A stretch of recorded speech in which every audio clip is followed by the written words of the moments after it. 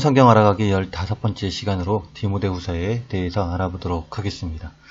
디모데전서, 디도서와 함께 목회서신이라 불리는 디모데후서는 성경에 기록된 사도 바울의 13개의 서신, 13개의 서신 중 마지막에 쓰여진 편지이자 동시에 믿음의 아들인 디모데에게 보낸 두 번째 편지입니다.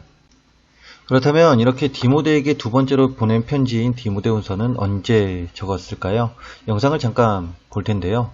영상을 보고 이야기를 하도록 하겠습니다. I am already being poured out like a drink offering.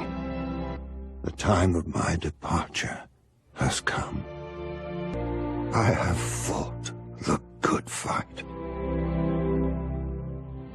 I have finished the race. I have kept the faith.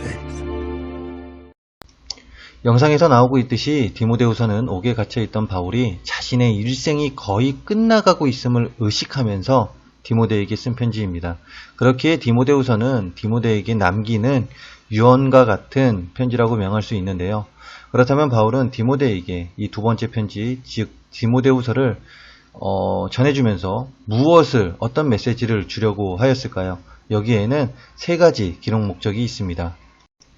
첫째로 복음의 진리를 지키고 교회 질서 확립과 유지를 위하여 편지를 보냈는데요. 당시 교회와 사회 속에서 기승을 부리던 이단 교리에 대한 교훈과 복음으로 교회의 질서를 세우고 믿음을 유지하도록 건면하기 위해서 이 편지를 썼습니다. 두 번째로 디모데를 격려하기 위해 편지를 썼습니다. 디모데가 목회자로서 장차 겪게 될 핍박과 고난 속에서도 절망하지 않고 복음 전파자로서의 사명을 잘 감당하도록 위로하고 용기를 북돋아 주기 위함이었죠. 그리고 마지막 세 번째로 디모데를 향한 자신의 마음을 표현함과 동시에 자신에게 필요한 것을 부탁하기 위해 편지를 썼습니다. 앞에서도 언급했듯이 사도 바울은 자신의 죽음을 직감하고 있습니다. 그렇기에 그동안 사랑으로 교제하던 믿음의 아들 디모데가 간절히 보고 싶다라고 편지를 통하여 이제 계속해서 디모데에게 나타내고 있고, 아울러 추운 감옥에서도 성경을 연구하는 데 필요한 거독과 책들 그리고 양피지, 문서들을 가져다 달라고 부탁하고자 편지를 썼습니다. 이렇게 세 가지 목적을 가지고 디모데에게 편지를 보낸 디모데후서, 두 번째 편지인 디모데후서는 네 가지의 특징을 보이고 있습니다. 먼저는 바울 서신 가운데 마지막으로 기록된 서신이라는 특징입니다. 앞에서도 언급했듯이 사도 바울은 죽음을 의식하고 이 편지를 썼기 때문에 마지막으로 기록된 서신이고요. 두 번째로 다른 목회 서신들과 비교했을 때 가지고 있는 특징인데요. 개인적인 편지의 성격이 강하다는 것입니다.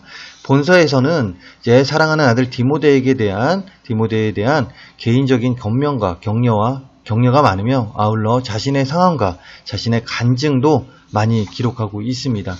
세 번째로 교리적, 원리적 측면보다 실전적 측면에 초점을 맞추고 있죠.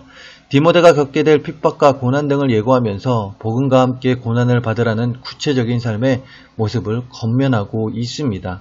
마지막으로 다른 목회 서신들과는 달리 디모데에 대한 격려, 위로, 권면 등이 많이 언급되어 있다라는 것입니다.